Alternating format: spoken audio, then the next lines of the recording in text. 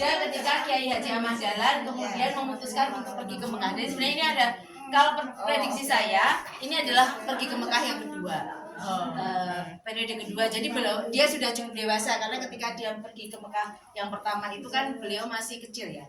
Begitu pulang dari Mekah 5 tahun beliau menikah dengan Siti Walidah, kemudian beliau pergi ke Mekah yang kedua. Di sinilah, di Mekah ini sebenarnya kan Mekah ini menjadi pusat pertemuan para ilmuwan, para pemikir, para kiai gitu. Karena dibukanya terusan Suez itu menjadi Mekah, Jeddah itu menjadi pusat pertemuan. Nah, setelah ini pulang dari Mekah itu kan dia berkumpul nih. Jadi dia mulai kan sudah berganti nih, sudah menjadi Ahmad Dahlan, kan sudah diberi nama Ahmad Dahlan, dan dia mulai menyebarkan ke beberapa, ini kan kiai-kiai Kauman itu kan punya ada beberapa kiai ya di sana itu. Nah, ini salah satunya, kemudian dengan teman-teman dekatnya. Nah, ini kemudian pada tanggal 18 November itulah berdirinya Muhammadiyah. Ini kalau saya melihat relasinya, ini harusnya ada di Langgar Dhuwur ketika ditetapkan nama Muhammadiyah. Ya, ada salah satu heritage yang ada di Kauman, namanya Langgar Dhuwur. Nah, sampai di sini ini kan masih laki-laki semuanya, ya kan, laki-laki semuanya. Dan kenapa ada yang memakai pakaian seperti ini? Karena ini ya anak-anak kiai, anak-anak Kauman ya, anak-anak Kauman. Kemudian di sini baru berdirinya Aisyah. Ini sudah dengan penggambaran perempuan-perempuan yang memakai kerudung.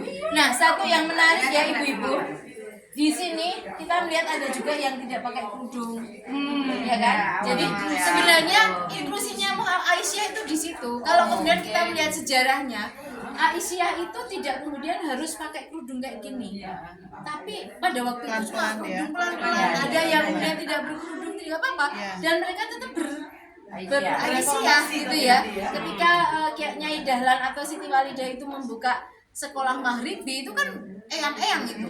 Yang sekolah itu kan para pengusaha batik. Jadi mereka itu karena setelah maghrib, kenapa setelah maghrib? Ya, karena setelah bekerja, dia bekerja, kemudian baru setelah bekerja dia punya waktu untuk belajar. Itulah konsep perempuan belajar di Kauman, itu adalah di masjid-masjid, di langgar-langgar, kalau bahasanya langgar-langgar yang punya adalah kiai-kiai Kauman. Jadi Kauman itu punya banyak sekali langgar milik kiai-kiai dari Kauman. Itu jadi ini kemudian kan di sini ada perkembangan Muhammadiyah. Tapi ini adalah sebenarnya cerita tentang berdirinya Muhammadiyah dan juga Aisyah. Prosesnya seperti itu, ada diskusi, dan inilah kenapa ya kalau saya melihat ini kan perpaduan budaya. Ya. Bagaimana kemudian budaya Jawa bisa diwarnai. Dimunculkan di sini ada budaya kiai gitu ya. Ini saya tidak tahu ya apakah ini itu penggambaran dari Sultan Habib-VII, karena memang ketika berdirinya Kiai Dahlan itu mendirikan Muhammadiyah itu juga secara diam-diam ada permintaan restunya jadi dia tidak bukan orang yang meninggalkan budaya, enggak gitu loh. Dia tetap bahwa nyun pangestu. Ya, nyun pangestu. Bahkan ketika beliau itu mau menggunakan lapangan, itu kan juga harus minta izin. Beliau minta izin dulu, saya mau sholat di lapangan berbeda dengan keraton, karena keraton kan menggunakan masjid, saya mau di lapangan. Jadi itu ada satu mungkin kita ya di budaya itu bahwa menggunakan budaya lama itu kan tidak selamanya jelek. Tapi pastinya waktu itu ada ini ya, ada pertentangan ya di masjid, terus ada di lapangan gitu ya. Sultan sendiri tidak mempertentangkan, itulah luar biasa. Pengaruhnya Kiai Dahlan tuh cukup besar ya. Cukup besar karena beliau itu kan mempercayakan islamisasi penjagaan Islam kepada dia.